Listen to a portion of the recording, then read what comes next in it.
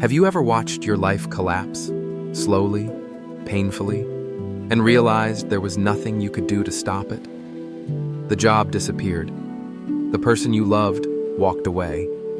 The plans you built for years suddenly turned to dust. In that moment, most people panic, drown in anger, or lose themselves in despair.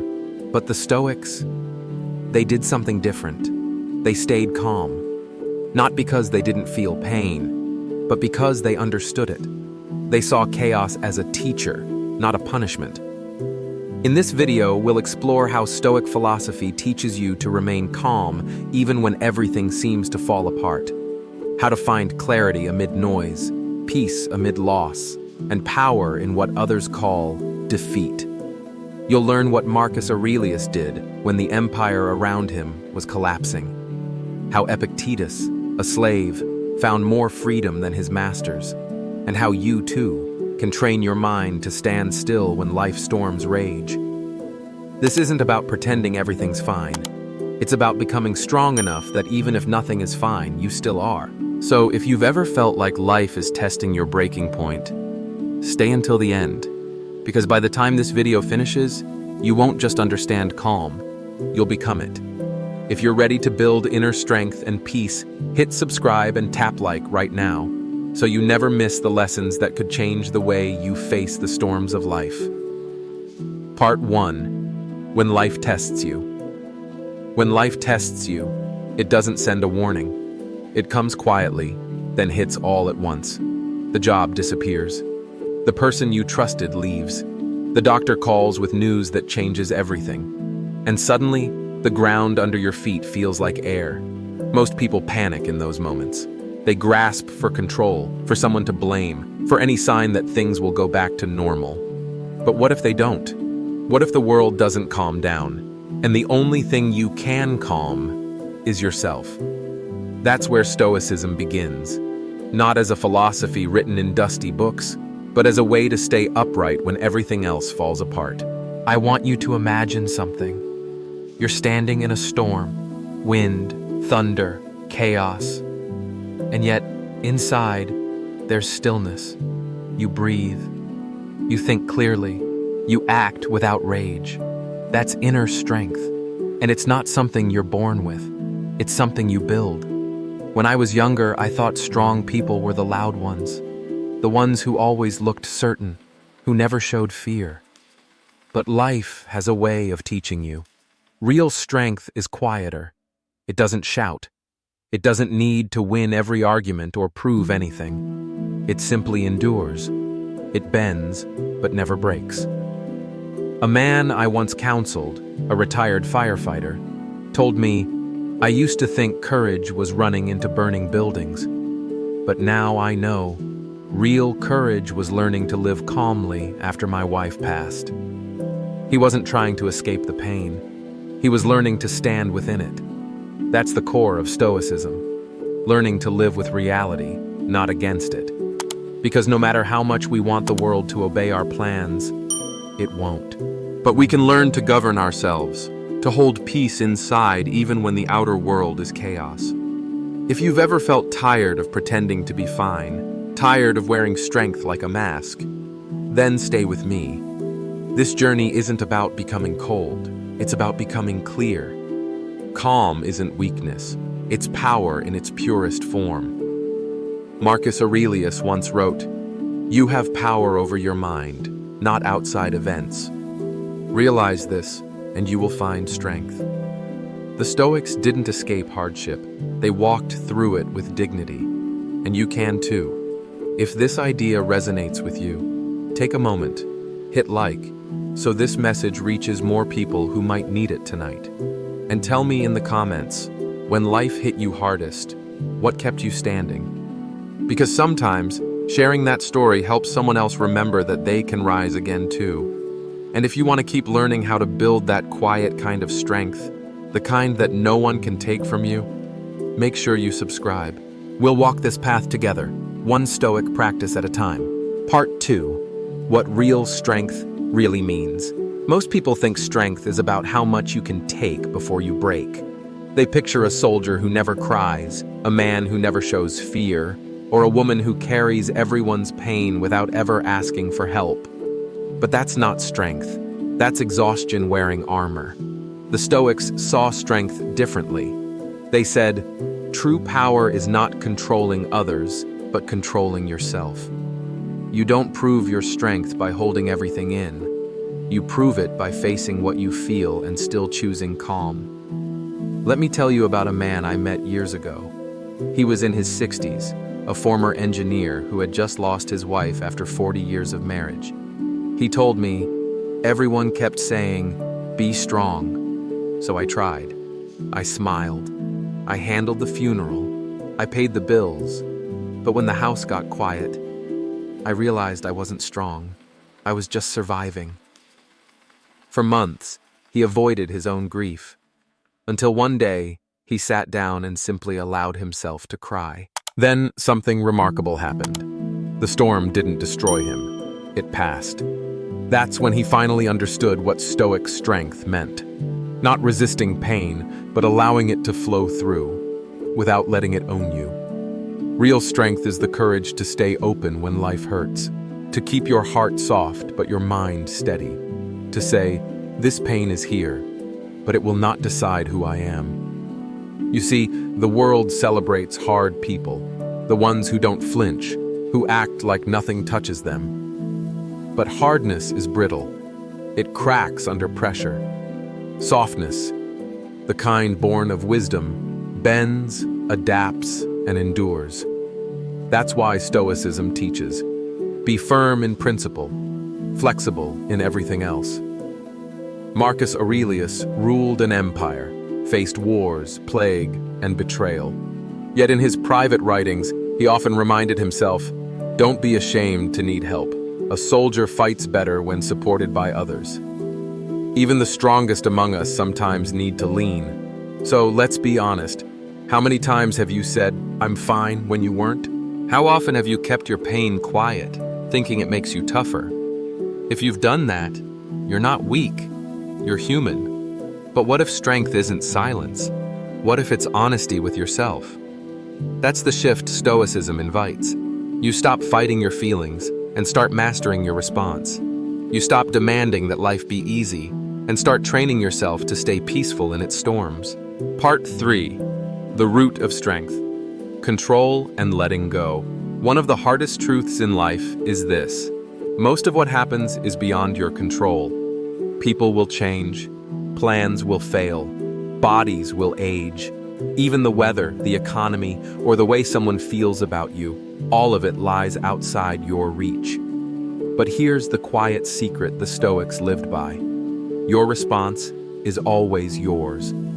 That's where real strength begins, not in changing the world, but in mastering yourself.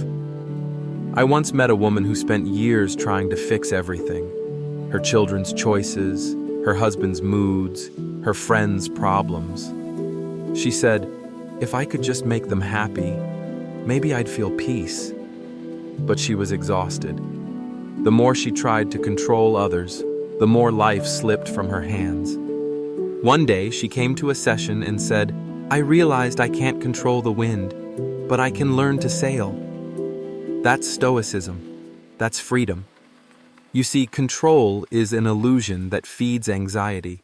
We think, if I just plan harder, if I just worry more, maybe I can stop bad things from happening. But worry is a poor substitute for wisdom. The Stoics taught us to separate what's up to us from what's not. Your thoughts, your words, your actions, that's your domain. Everything else, let it go. Epictetus said, freedom is the only worthy goal in life. It is won by disregarding things that lie beyond our control. When you stop trying to manage what isn't yours, you stop suffering twice. Once from reality, and once from resistance. Think about it. When someone speaks harshly to you, you can't control their tone, but you can control whether you meet it with anger or calm. When fate takes something from you, you can't always get it back, but you can decide what story you tell yourself afterward. That's where strength is forged, in the space between what happens and how you respond. And that space is where your power lives. When you start to see life that way, something changes inside you. You stop chasing every storm. You start watching them pass. You stop begging the world to be kind and start becoming kind to yourself. If you've ever found yourself stuck trying to change someone or something you couldn't, pause for a moment. Ask yourself, what part of this is truly mine to control? Whatever isn't, release it. It's not giving up, it's growing wise. Marcus Aurelius reminded himself daily, you have control over your mind, not outside events. That's not resignation, that's self-respect. It's the discipline to stop letting external chaos dictate your internal peace. If this message brings you clarity, hit like so more people find it in their feed tonight, and share in the comments. What's one thing you've recently learned to let go of? Your words might help someone else do the same. And if you're walking this stoic path with me, subscribe for the next part. Because in part 4, we'll go deeper into how discipline transforms pain into power, and why quiet consistency builds a kind of strength no one can shake. Part 4. The art of emotional distance. There's a moment, right before anger takes over, when you still have a choice. It's short, barely a breath, but it's there. Most people miss it. The Stoic trains for it. Marcus Aurelius once wrote, "You have power over your mind, not outside events. Realize this, and you will find strength." He wasn't asking us to suppress emotion. He was reminding us to separate what happens from how we respond. When everything falls apart, emotions come like a flood. Fear, guilt, disappointment. They fight to control the mind. But calm isn't the absence of emotion. It's the quiet center that refuses to be swept away. Think about a candle flame. In still air, it burns steady and bright. Add wind, and it flickers wildly. The Stoic doesn't curse the wind. He learns how to shield the flame. That's emotional distance, not detachment from life, but the skill of standing one step back from chaos, watching your feelings without being owned by them. Let's make it practical. Imagine someone insults you. Your first instinct is to defend yourself, to argue, to strike back. But if you pause, just 2 seconds, you realize something. The insult says more about them than it does about you. In that pause, calm returns. You've chosen not to be dragged into their storm. Epictetus taught this beautifully. When someone does you wrong, immediately consider what view of good or evil led him to it. When you see that, you'll pity him, not hate him. That's emotional maturity, the freedom to understand before reacting. But this isn't easy. It takes repetition. You'll fail. You'll get pulled back into anger. You'll say something you regret. That's fine. Each failure is part of the training. The Stoic way is not perfection. It's practice. Try this. When something shakes you, don't respond right away. Observe yourself as if you were watching another person. What are you feeling? Fear? Pride? The need to be right? Name it, and the feeling loses power. The moment you can describe your emotion, you're no longer inside it. Seneca called anger temporary madness, and he was right. The longer we let emotion rule us, the more we lose control of our reason. The Stoics built their peace not by denying their humanity, but by mastering their awareness.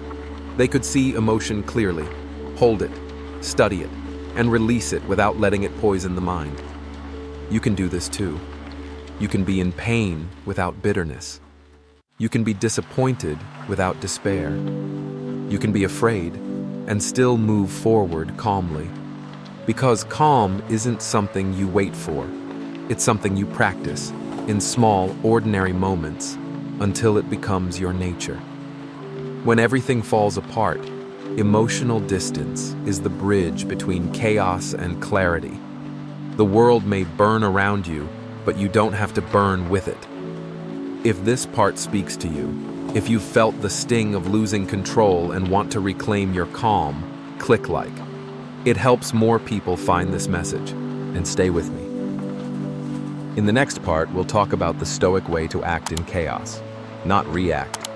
Because calm is powerful, but calm with purpose can rebuild an entire life. Part 5.